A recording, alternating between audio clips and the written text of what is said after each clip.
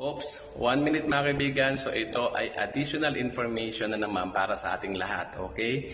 Sa atin dito sa opisina mula kayo ng umaga, halos pare-parehas lang din po uli ang kanilang naging problema sa mga dating nag-provide ng mga visas or nabilhan nila ng visas long time na hindi na nila mahagilap kaya nahirapan sila sa cancellation.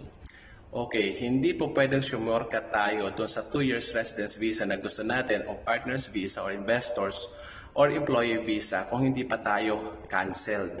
Napaka-importante po, napaka-halaga ng cancellation paper na yan in order for us to proceed doon sa panibagong 2 years na residence visa na gusto natin.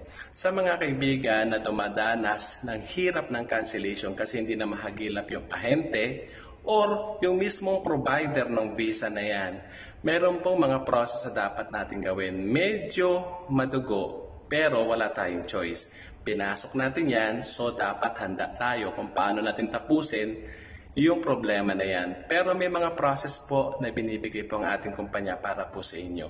Andito po kami para tumulong, para matapos na yan, makancel kayo, at magkaroon kayo ng panibagong residence visa sa bansang ito.